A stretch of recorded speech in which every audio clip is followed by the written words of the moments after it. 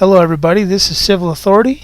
My name is Rick Hidalgo, and this is the channel that exposes to you the truth about who you are.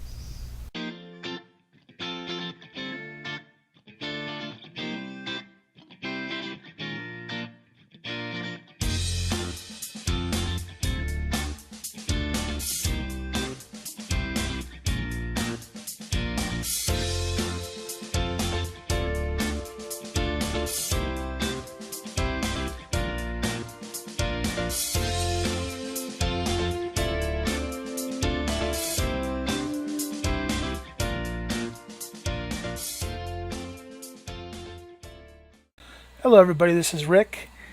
I thank you for coming back. This is episode 11, part 2 of the series on the law of agency. I just want to come back and talk a little bit more about one specific aspect of the law of agency.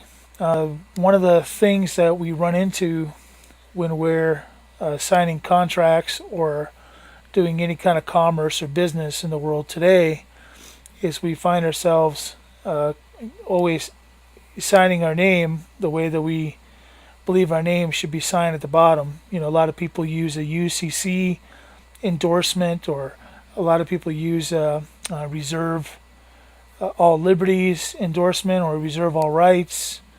You know, they use a selective number of endorsements, and some people like to signify that they're so and so of the house of. There's lots of different ways that people sign things in the world that we live in today, and that those are for differing reasons.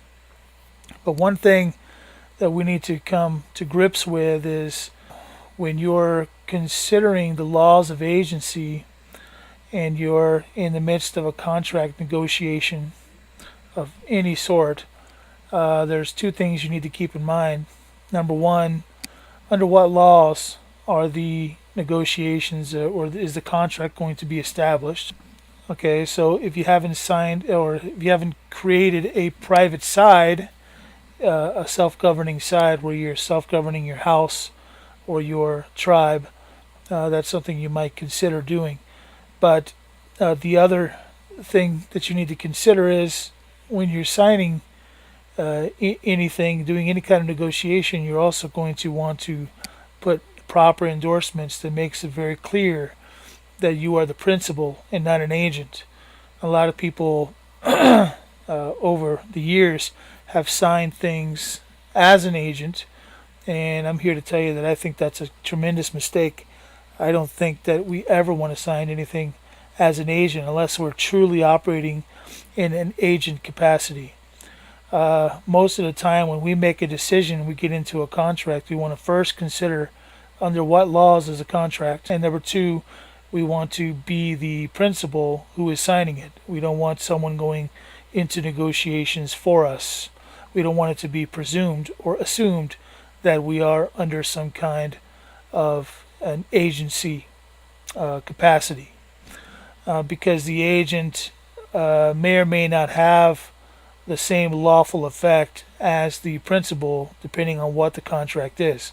So rather than take the chance of messing that up, I think we're better off just always signing it in a non-representative capacity, which is what the principal is.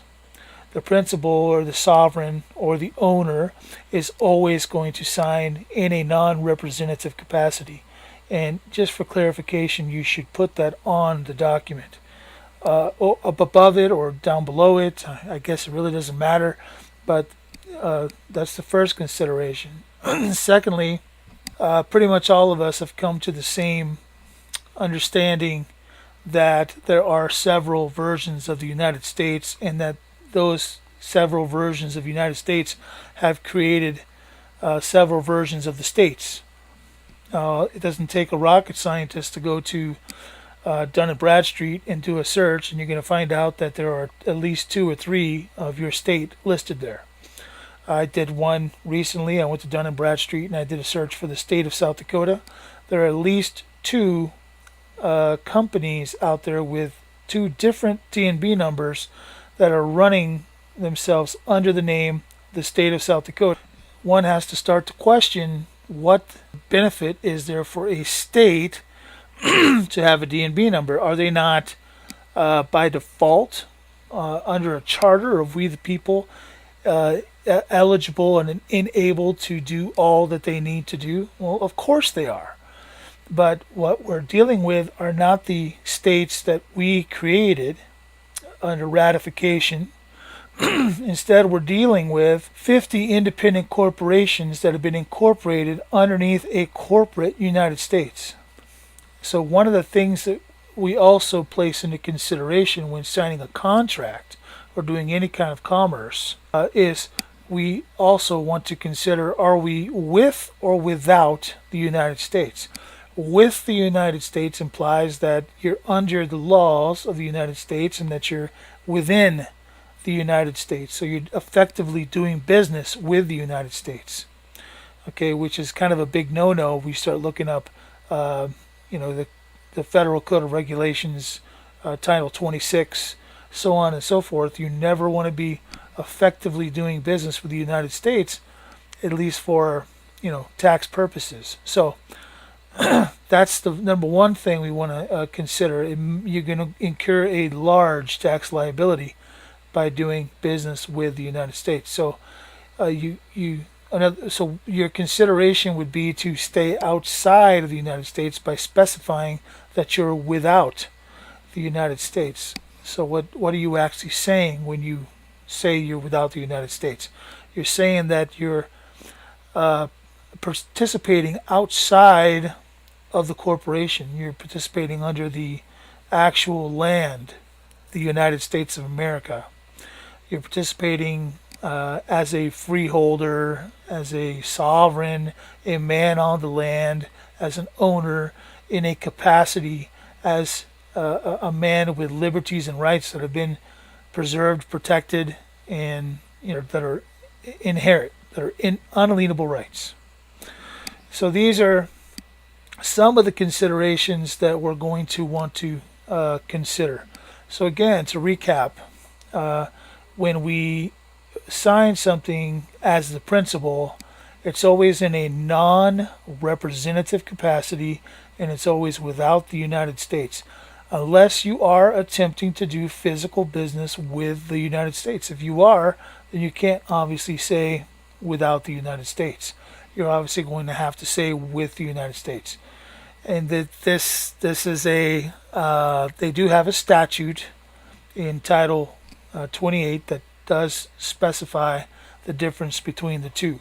However, we've come to understand that statutes specifically address their capacity under the law, not our capacity under the law. Remember, we are the ratifiers, we are the progenies of we the people.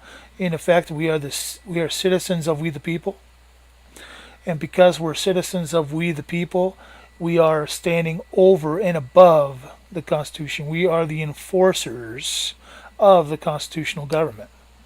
It's our blessing. It's our law form. We created that law form so that this government would operate under certain standards. So these are things that I just wanted to bring forward. I wanted to take a little bit of time to bring them forward. I don't want to make the videos or these audios too long, but I do want to bring things forward slowly so that they're sort of in bite-sized pieces, so that you can begin to understand it. Because I've spent a lot of time studying the laws of agency. I've spent a lot of time studying the difference between with and without the United States. And I've spent a lot of time in my hiatus.